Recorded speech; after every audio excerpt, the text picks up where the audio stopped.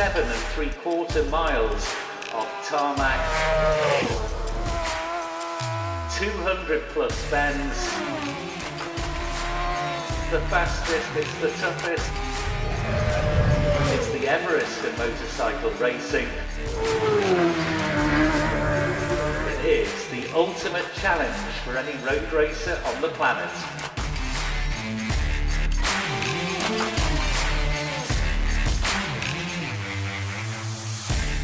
It's a near 40-mile circuit that goes through villages and towns and across a mountain, climbing several thousand feet. It's been going for over a century, and it is absolutely unique. There is nothing like it in the world. But one thing I'm always certain about with the TT is if anybody comes to see it for the first time, they're always impressed. Anyone who likes bikes, one time in your life at least, you've got to come here. I've been coming 31 times within the last 32 years. 10 times in total, but I haven't been for 42 years. It's my first time in 42 years.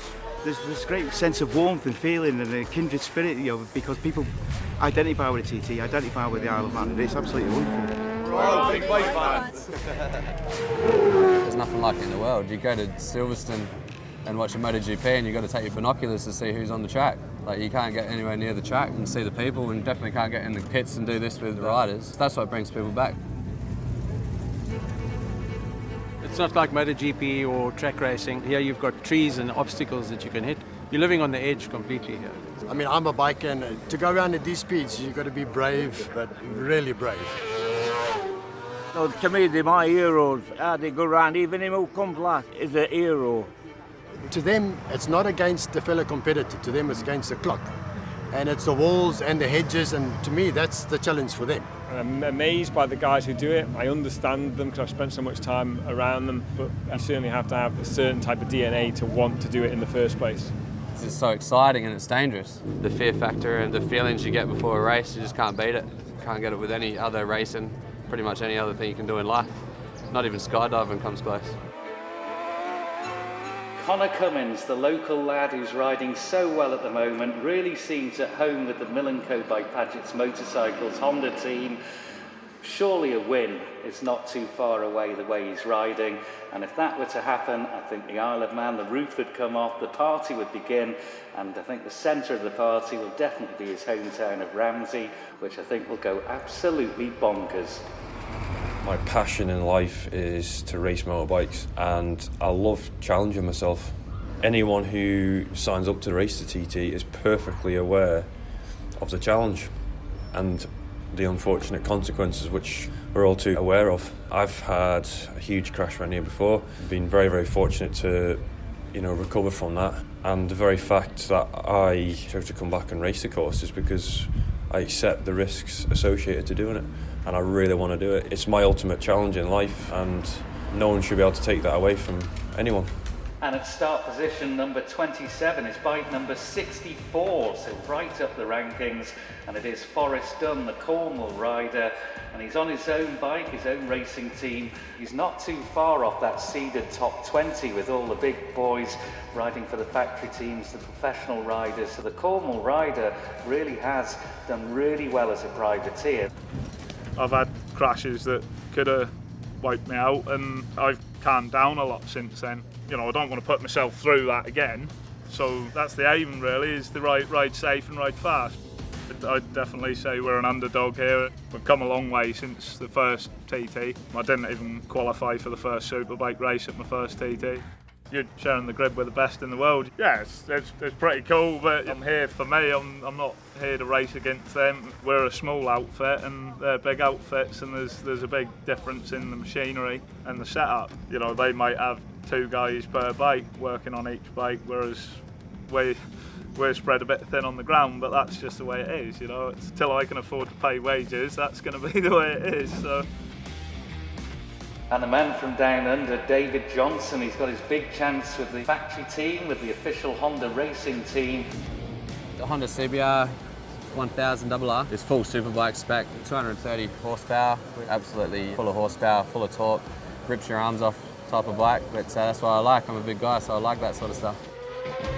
Honda's always focused on the TT. It's a big, big thing for them. We have 6 motorcycles here, 3 per rider for each class. We have 4 mechanics that build and service those motorcycles. Plus we have 2 suspension engineers that we draw on, and we have electronics engineer that will oversee and control on all 6 motorcycles. Course of a week we'll use 2 engines. We probably go through 50 tyres. We can probably build 3 bikes again if need be. I mean, we are talking, hundreds of thousands of pounds to put this one package together for the TT. I probably budget about anywhere between £3,000 and £5,000 to come to the TT. For somebody at my level, I'd say you'd be talking between sort of £10,000 and £20,000 just for the bike. Tyres, I think they're about £300 a set. It is a massive cost. At the moment, without my sponsors, there's no way I'd be doing it. Marc Marquez is top of his game. He's MotoGP world champion, and he's obviously designed to do MotoGP. Someone asked him about doing the TT and he wasn't that keen on it at all, but I believe I'm sort of designed to do road racing. The good thing about the roads here is that you don't have to have the bike of Marquez or Lorenzo to win here. Anybody can actually literally purchase or build their own winning superbike here. At the end of the day, the roads are about talent. We've seen it on many occasions where the guy in the transit van down the bottom of the paddock will be on the podium. We basically take a bike out of the showroom that Joe Bloggs can buy off the street, and we turn it into a race bike, and it's privately funded. I would argue that it's easier to learn the track, obviously, because it's more accessible. It's on the doorstep. I can walk out my front door and just go around it. And that's exactly what I did when I was learning the course as a newcomer. I did a lap every day, going to work, and I finished the lap on the way home. But when you do it for a certain amount of years and the front of the field, it doesn't make any difference. It's the same level, really. It's not an advantage. This is a map of the circuit, 37 3/4 miles or 60.4 kilometres of awesomeness. Off the start, Bray Hill for me is the scariest part of the circuit, and you're there within half a mile. This whole first section is all about speed and how fast your bike is and how well it handles at high speed. This is Crosby's jump, and as you can see, it's like a ski jump. On a good handling bike, you can go full throttle up to it, roll off just over the lip, and then give it throttle over the lip and then launch it. So this is the 9th mile into the circuit, the Black Dub section. Come into here, this is 3rd gear corner, up over the rise, on the throttle, and then 4th gear flat out after that. I keep telling myself every time I do a lap, I'll count how many times we get full airborne in one lap, and I sort of lose count at 17 every time. I just absolutely love this joint. It's like all of a sudden you're in another country, really. It's like we're in Queensland and Australia, like a rainforest. In the corners is the hard part, down the straight's the easy part. I get to Ramsey hairpin or into Parliament Square hairpin, and I'm hard on the brakes and I'm breathing and thinking, thank friggin' hell that last bit's just over. When you get to Ramsey, you got the mountain coming up. I always say that the mountain is like a reward for you because you've just been through all that bumpy stuff. It can reward you, but you need to obviously treat it with respect because it's super fast. There's no slow corner up on the mountain. I think the undulation of the land, a Formula 1 car would not work here, 100%. It would go fast, but there's one track that it would probably struggle to do as fast as a bike. 17 minutes flat, it's crazy. The whole world's evolving, and eventually petrol's going to be out the window. Definitely diesel's out the window, so it's battery power is going to be the go. Eventually they're going to be really fast. They are fast already on a short track, and they're doing over 120 miles an hour now on here. Brilliant, quiet, it's nice. It's just a beautiful thing from the offset, the aerodynamics of the bike, the chassis design, everything. It's just day one. I think what's most special about it is it's different from every other bike that's in the paddock.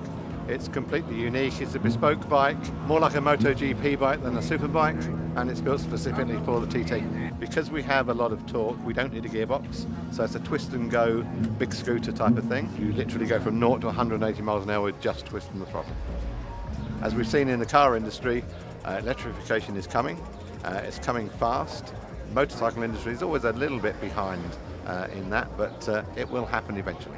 The sound is an issue to a certain age demographic who had this preconception that how a bike should sound, and the louder the better.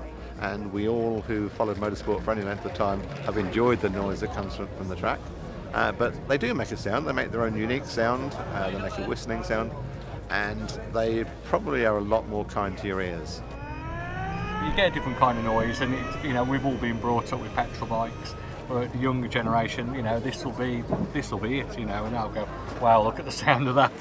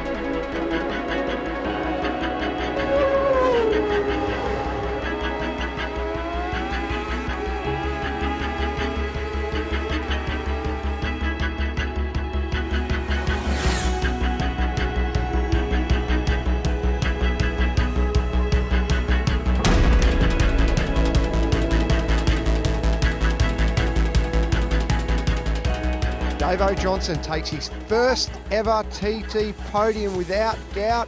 A career highlight for the popular Aussie rider.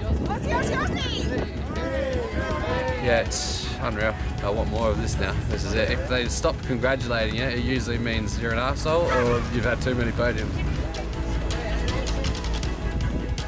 1:23.5 on the last lap.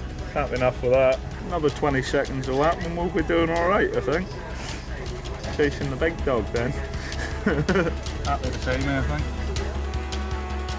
It's a mega competitive field here at the TT this year. It's so strong, and to get on the podium, I'm really happy. I'm going to keep progressing, and hopefully we'll get picked up by a sponsor. But till then, we'll just keep pushing and doing the best we can. You get a great lap. You can't beat the feeling. Stringing X amount of corners together and getting it right is a proper buzz. I believe it's the ultimate proving ground for road bikes. Man and machine on the most challenging course in the world.